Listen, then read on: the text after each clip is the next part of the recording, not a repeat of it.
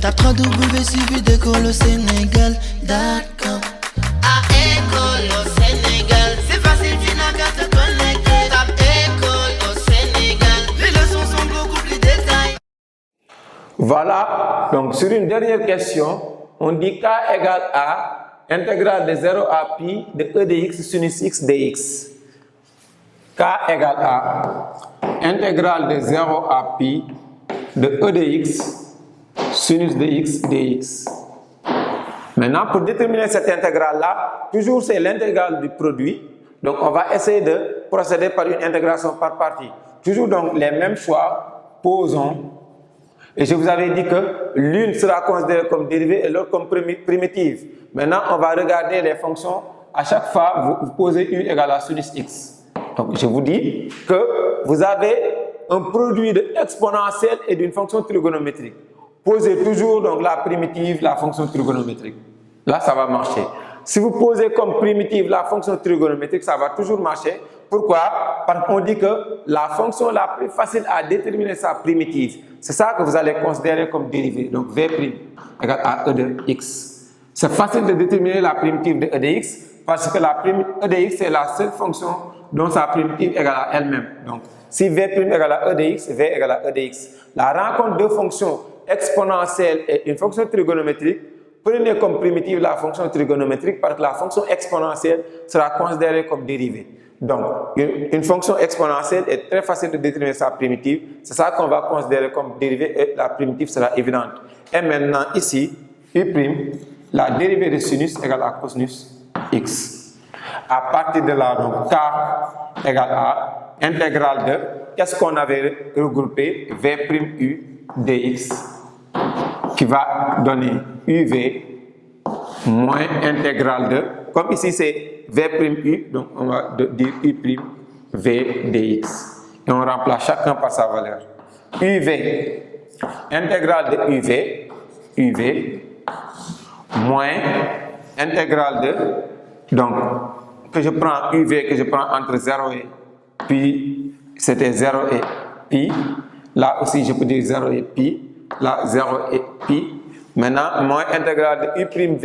U' c'est cos x et v c'est e de x. Donc, je peux dire que c'est e de x cos x dx. Maintenant, donc, on peut dire que donc, k égale a. Et je remplace uv par sa valeur.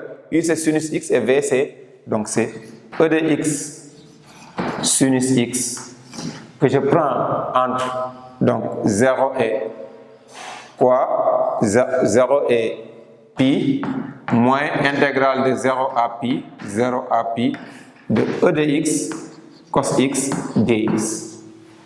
Voilà ce que j'avais, e de x sinus x dx. Maintenant, qu'est-ce que je fais? Avec le choix d'une intégration par partie, vous allez toujours regarder la fonction la plus facile de déterminer sa primitive. Vous considérez ça comme dérivée. E de x, sa primitive c'est e de x. On considère ça comme dérivée. Et la fonction trigonométrique sera considérée comme primitive. Et maintenant, donc la dérivée de sinus égale à cos x. Il faut toujours retenir ça. À partir de là, donc, on va essayer de voir qu'est-ce qu'on avait regroupé pour avoir l'énoncé. C'est v'u. C'est v'u qu'on a regroupé. Donc, c'est uv moins u'v. U'v de l'autre côté. Maintenant, uv, u et v, c'est e de x sinus x. Moins maintenant, u'v, ça est là. C'est e de x cos x. Maintenant, on se retrouve avec une autre intégration par partie. Donc, c'est ça qu'on appelle double intégration par partie. Parce que là, on est obligé encore de gérer ce cas-là, parce que c'est l'intégrale du produit. On fait les mêmes choix. Vous posez toujours, posons u égale a. Donc, u égale à cos x. Et v' égale à e de x. On avait dit que fonction trigonométrique exponentielle, c'est exponentielle qu'on va considérer comme dérivée.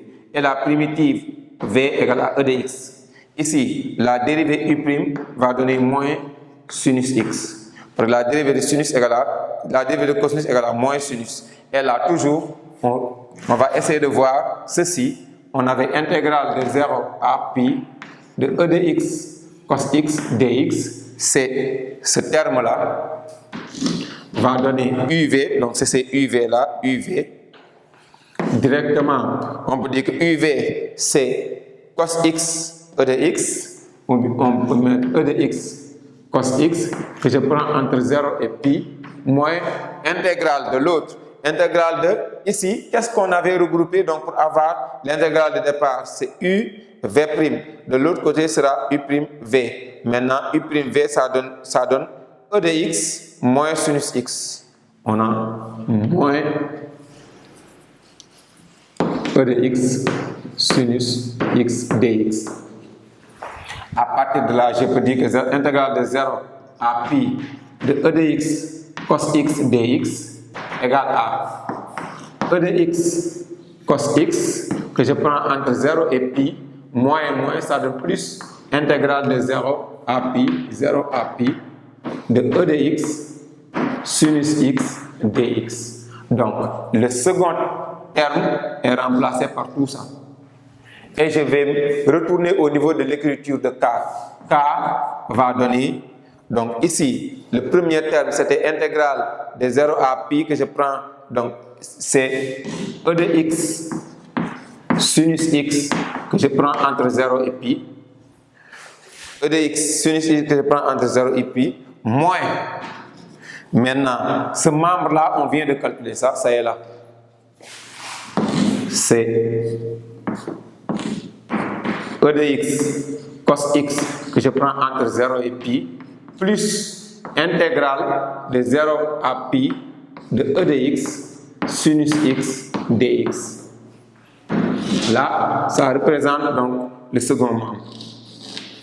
À partir de là, j'aurai k égale, je le copie, e de x sinus x que je prends entre 0 et pi, moins, je vais faire entrer le moins. J'ai toujours e de x cos x que je prends entre 0 et pi, moins, ça donne moins, plus ça donne moins, intégrale maintenant de 0 à pi de e de x sinus x dx.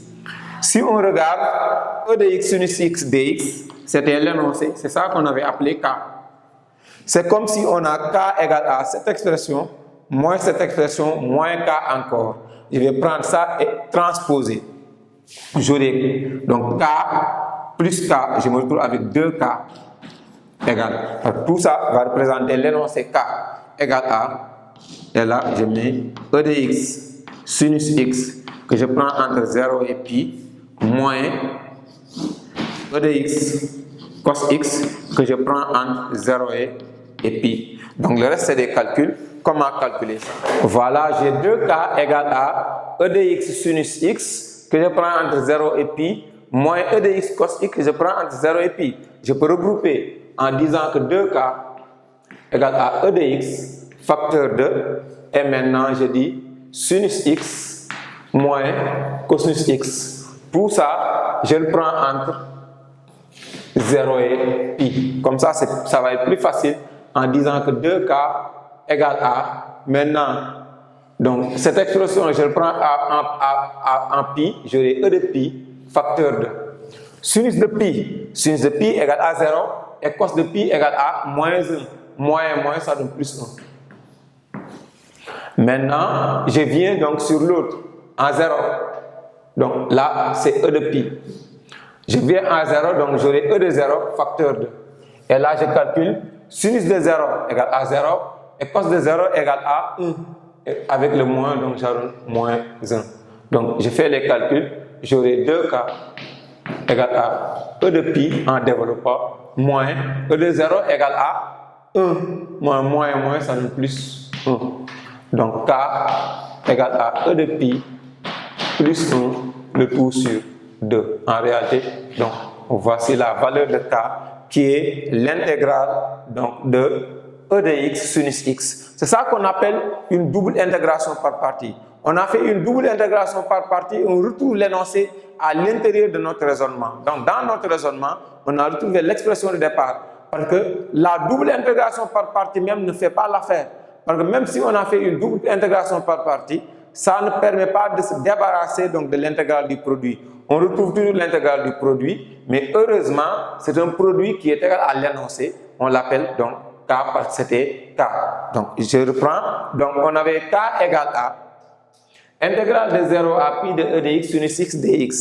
En faisant donc le choix, on a dit que on prend la fonction dont sa primitive est facile, on la prend comme dérivée. Donc, v' égale à e de x, donc v égale à e de x. Donc, la fonction exponentielle, c'est la seule fonction dont sa dérivée égale à elle-même, sa primitive égale à elle-même. Et maintenant, donc, u égale à sinus x, donc u' égale à cos x. Donc, comme on avait regroupé v' et u, de l'autre côté, ça va donner u'v. Donc, ça donne uv moins u'v. U'v, c'est e de x cos x. Maintenant, là aussi, on se retrouve avec l'intégrale du produit. Avec cette intégrale du produit, on fait encore une intégration par partie. Même choix, on pose la dérivée comme la fonction exponentielle, sa primitive, c'est la fonction exponentielle. Et maintenant, u égale à cos x, c'est les mêmes choix qu'on avait fait donc, au début. Et maintenant, v', la dérivée de cos x égale à moins sinus x. Donc, ça veut dire que ce terme-là, je détermine son intégrale en donc, gardant ça. Tout ça moins, je garde ça. Je détermine l'intégrale de ce terme-là. Égale à combien? Donc, en faisant donc les choix, c'est uv moins v'(u). Et v'(u), c'est e de x moins sinus x. C'est pourquoi on a un moins ici. Moins, ça donne plus. Donc, on a intégrale de e de x sinus x dx. Alors que intégrale de e de x sinus x dx, c'était l'énoncé, on regroupe le tout. Donc, k égale a. Donc, le premier terme, expo de x sinus x se prend entre 0 et pi, ça est là. Moins, ce moins-là. Et l'autre terme, donc, c'est ce que j'ai recopié ici. À part de là, je fais entrer le moins. J'aurai donc ce premier terme, moins ce terme-là, plus et moins, ça donne moins. Et là, c'est intégrale de 0 à pi de e de x sinus x dx. Et on remarque que ça, ce n'est pas une expression qui nous est inconnue, parce que cette expression-là était l'expression qu'on nous avait donnée au départ. C'est ça qu'on a appelé k. On l'appelle donc k. Donc c'est comme si k égale à cette expression moins k encore. On se retrouve avec une équation d'inconnu k, on transpose, on se retrouve avec 2k égale à ça. Et là, le reste, c'est des calculs. On remplace maintenant pi par sa valeur et 0 par sa valeur. Pour tout compte fait, pour avoir k, on divise par 2. Et donc l'intégrale, donc c'est toujours intégrale d'une fonction, c'est toujours un réel qui est calculé par intégrale de a à b de f de x. Donc dx égale à grand f de b moins grand f de a. C'est ce qu'on a utilisé ici pour trouver la valeur de k. Vous pouvez reprendre cet exercice-là, qui est un exercice d'une double intégration par partie, où on retrouve l'énoncé dans donc, notre raisonnement. Et c'est souvent si on fait le produit d'une fonction exponentielle et par exemple d'une fonction trigonométrique. Là-bas, on se retrouve avec une double intégration par partie, où l'énoncé donc, sera donc, retrouvé dans notre raisonnement. Il suffit seulement de transposer, de considérer ça comme une équation, et vous aurez donc la valeur de l'intégrale. Voilà, merci.